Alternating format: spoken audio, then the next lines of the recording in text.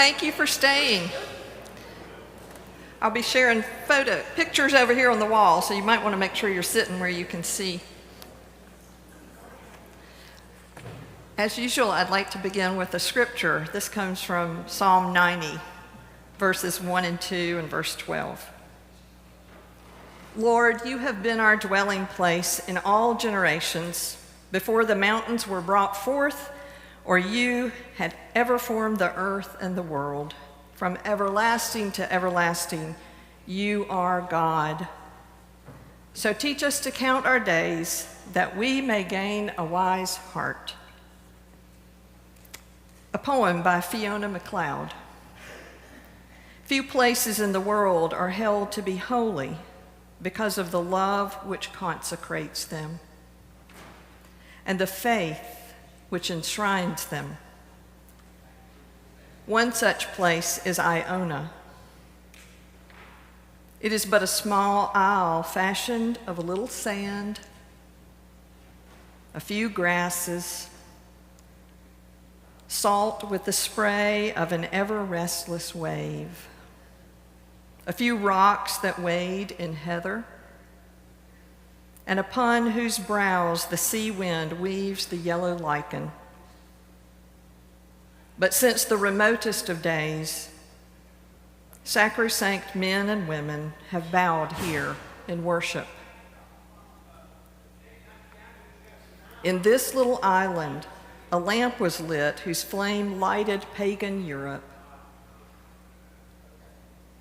From age to age, lowly hearts have never ceased to bring their burthen here. And here, hope waits. To tell the story of Iona is to go back to God and to end in God.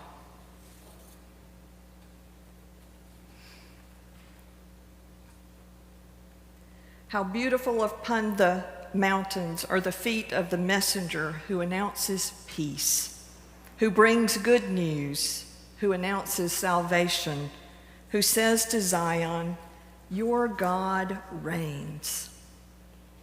Today, I will share 4 main words of meaning and growth for me with photos and highlights from my travels while on sabbatical. The first word is time. Having 3 months off was such a gift that I had never received before. If I had known years ago how ceasing work for that kind of time would feed my soul and refill my cup, I would have done it at least 2 or 3 times before now. I'm sure you could understand that. I am mindful of how privileged I am to have received this grant of time, this gift of time, and the grant from the Lilly Endowment for Clergy Renewal. Thank you, congregation and friends, very much. The world would be a better place if we all practiced Sabbath with as much energy as we do our work. However, I do think that receiving the day and slowing down, getting outside a lot more, and awakening to what is around us in nature has given me a sense of peace that had slowly been chipped away by the pace of our American culture in many facets. I visited places where stories from a long time ago are still told. Scotland, being where my primary ancestry stems from, felt like home, and I liked that feeling a lot. Being on the Isle of Iona felt like Kairos, or God's time. Iona is a small island that is 3.5 miles long and 1.5 miles wide. I was there 6 nights and enjoyed every minute. In the year 563, the Irish monk St. Columba arrived on the island and began to share the Christian faith with pagan Europe. Columba started a monastery to train monks. By the 700s, the abbey flourished despite attacks from Vikings to the north, which began in 795. In 800, it is believed that the Book of Kells was originally produced in the monastery on Iona by 3 artists and 4 scribes. The Book of Kells is a splendid copy of the 4 Gospels that overflows with imagery of biblical figures, Christian symbols, and plant and animal motifs amidst intricate interlaced designs. It was used on special occasions. In the 1200s, the Benedictines arrived and built a new abbey to handle the increasing numbers of pilgrims. When the Reformation of 1560 happened, this brought an end to monastic life, and the abbey fell into ruins like these of the nunnery. In 1938, Reverend George MacLeod founded the Iona community and began to rebuild the cloisters and accommodations, inviting pastors to come and join in repairing and restoring the Abbey Church. The Iona community is an international and ecumenical movement working for justice and peace, the rebuilding of community, and the renewal of worship. Their membership is worldwide. The second word is rest, obvious in sabbatical. I was truly physically tired at the beginning of my sabbatical, and I needed to rest much more than I knew or wanted to admit. I made a commitment to myself to go to bed earlier and did very well with that, and I am still trying to rest more than I did before. In the first few weeks, I could tell that there were toxins being released from my body with more movement each day. I felt lighter in my mind, my body, and spirit, and slept better and longer than I have in years. I want to tell you about a few particular days. On Tuesday, May 31st, would have been my mother's 100th birthday. She's in heaven. On the path ahead that day, I would give thanks for my mother and sense her presence as I sauntered past the nunnery, the schools and the homes, the farms that I passed on my return journey from St. Columba's Bay the day before. I went south again on the 31st to one of the nearby bays that my friend Reverend Terry Peterson had recommended. Now, I'm not sure if I found the one she described, but what I did find was a sheltered and peaceful sandy and rocky beach with guardian walls of marble and granite on either side. These walls protected this pilgrim from the high winds that I had met on the journey to get there. After exploring the rocks and finding many of the Iona greenstones known as Columbus Tears, I found a rock where I could lay down and feel the sun's warmth tuck me in for a nice hour snooze. There's the rock. The rhythmic sounds of the water lapping against the shore would put anybody to sleep.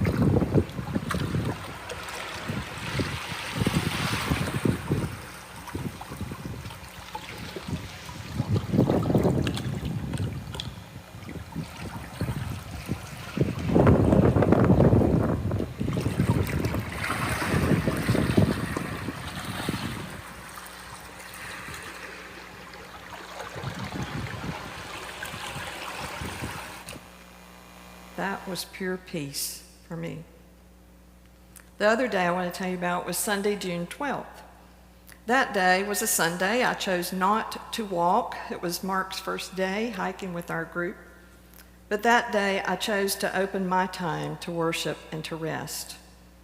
We were staying in the Fortingall Hotel, and this was the view out my window. Next door to the hotel was the Fortingall Kirk, or church. I spent several hours in and around this kirk as the day's worship service that day's worship service was being held at its sister church in Glen Lyon. Fortingall was an important Christian center as early as the 7th century AD, and this bell was used in the area for 1,000 years. Early missionaries of Irish origin came to the monastery from Iona to preach the gospel. They preached to western Pictish province of Athfolia, which is a surviving name today in Scotland in Atholl. This is a picture of Blair Atholl Castle, about an hour away from the Fortingall Kirk. The third word is walk. Hike, saunter, journey, maybe even wander. In the 28 days I lived in Scotland, I walked 175 miles. That was so good for my body. And I had a great support from my boots and my poles that I both purchased there on the second day of my trip. I am committed to being more active than I was before my sabbatical, and I invite any of you to join me in walking for our mental health and our spiritual well-being. While I thoroughly enjoyed my time crisscrossing the Isle of Iona, I also enjoyed walking all over Glasgow's West End and city centre. And yes, bagpiper. Yeah. The week I spent on the Isle of Skye with 8 other women, including our guide Rebecca, I explored mountainsides and coastal beaches, farmlands where the Highland clearances removed people from their homes. There are 21 homes in this picture. My favorite day on the Isle of Skye was June 6, hiking what's called the Quorang. That's a Norse word that means round fold. We began in the fog. It gave our start kind of an ethereal feel, as we could only see a few feet in front of us and to our sides. I want you to remember this tree. The Quorang is one of Skye's most famous landscapes. It's a testament to the island's unique geology. My roommate for that week, Ray, was a retired geologist from California. She gave us many presentations all week. I think we're having maybe a technical difficulty. There we go. All right.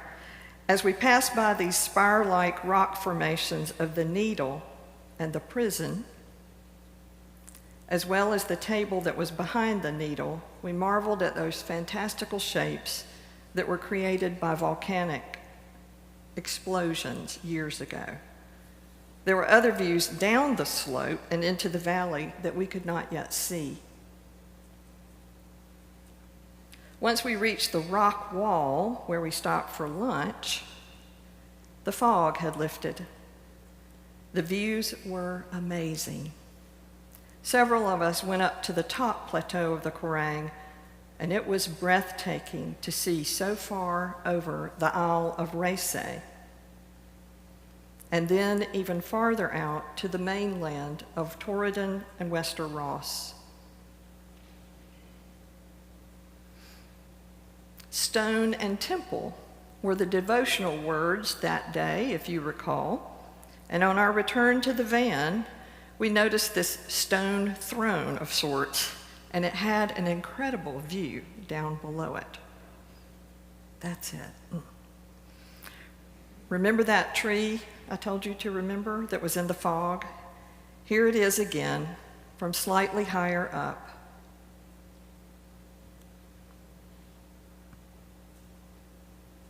see it right there between the lakes?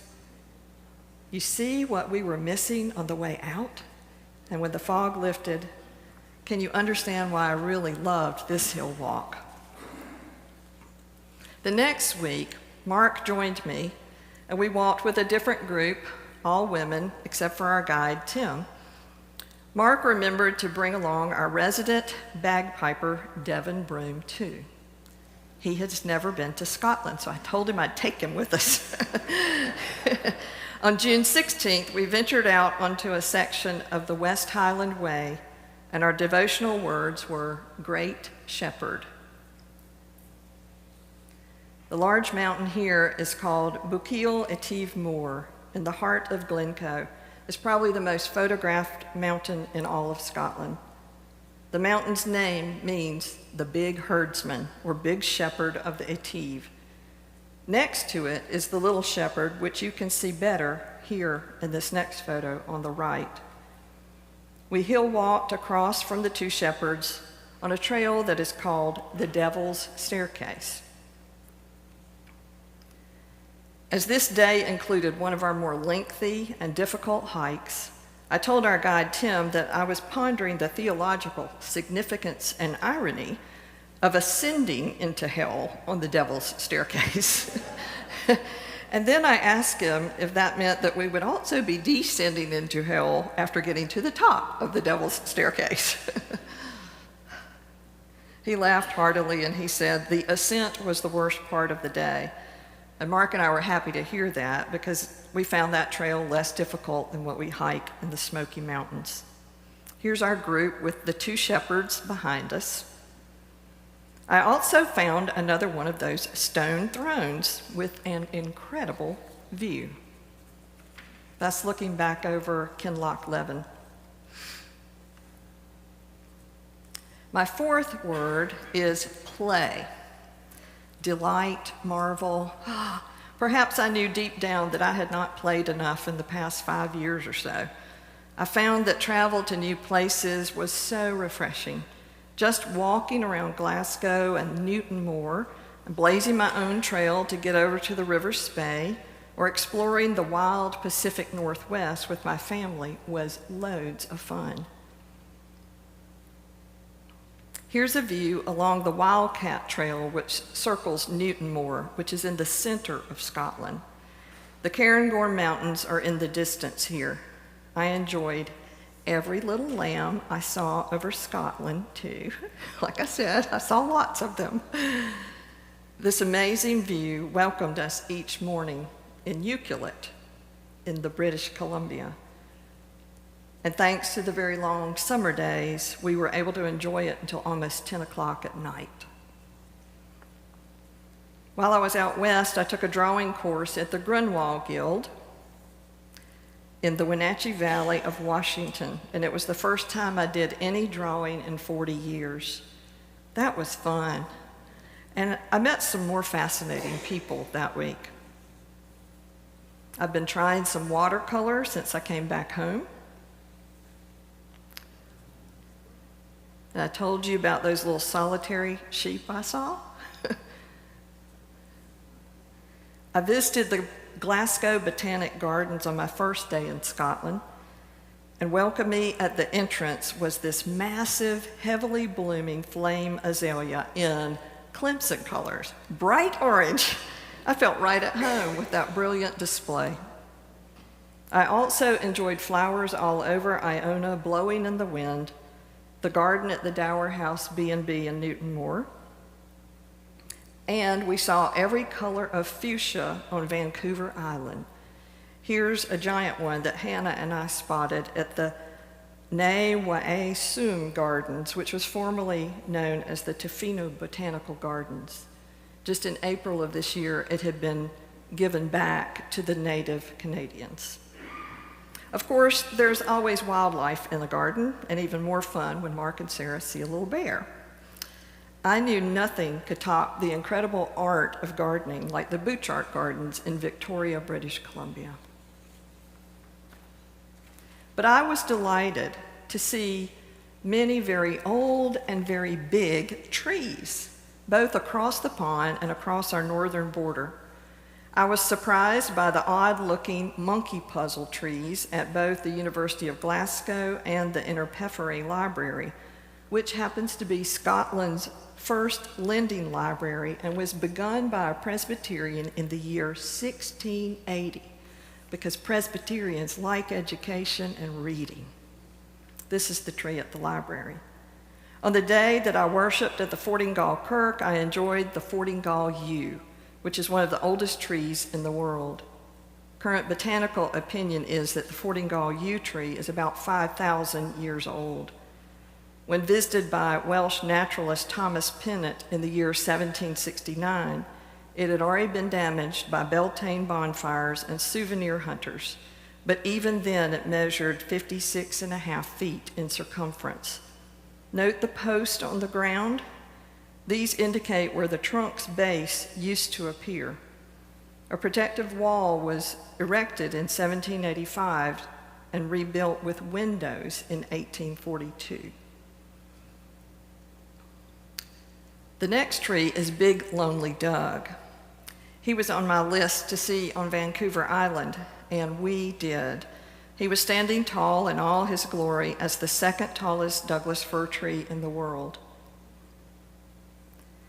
When Doug was a little baby, it's estimated that he might have sprouted around the same time that St. Columba arrived on Iona. That makes Big Lonely Doug around 1,459 years old. That's me at the bottom, if you can see me there. Our family spent hours peering into tide pools at the Botanical Beach on Vancouver Island.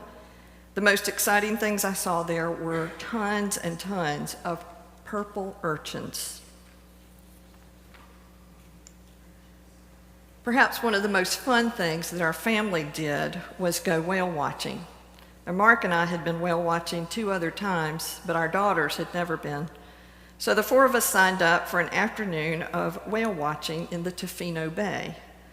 Our young captain, Peter, was from the middle of Canada, and this was his 3rd summer at the helm. After about half an hour out on the water, he saw a pod of orcas in the distance, so we set out to go toward them, and as we did, 2 of those 5 giants started heading to us. So Captain Peter slowed down and then even cut the engine as one of the orcas swam right up to the front of the boat and kept pushing us, kind of pushing us away from the pod.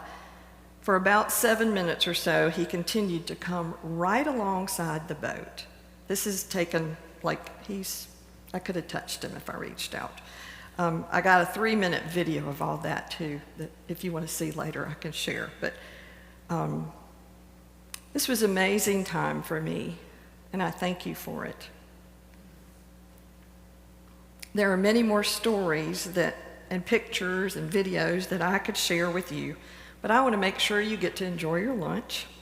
And before we eat, I want to thank you for taking Flat Pastor Mary with you this summer.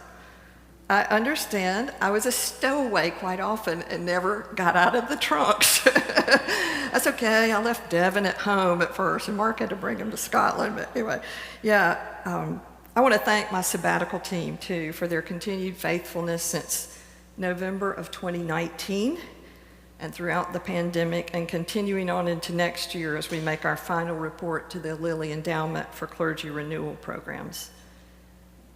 My team is Mary Barron, and if you're in here, would you stand? Mary Barron, Lisa Britt, she's in the kitchen, Bill Cato,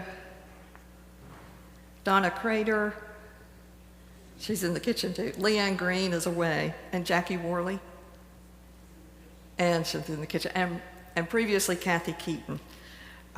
Thank you so much for everything. I'm also grateful to the staff here at Fort Hill for their fortitude and their faithfulness and their friendship that make being away both happy and sad. I enjoyed my time away, but I did pray for you and miss you, and I hope to thank Preston Sheely today in person, but he's away too. So Mark and I had a great dinner with Preston and Debbie last week to thank them. I especially want to thank Chuck Modi, Wes, and Mike Worley for making this possible. They worked hard and long hours.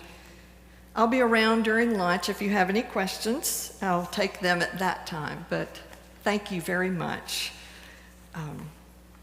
I hope you got a chance to rest, and thank you.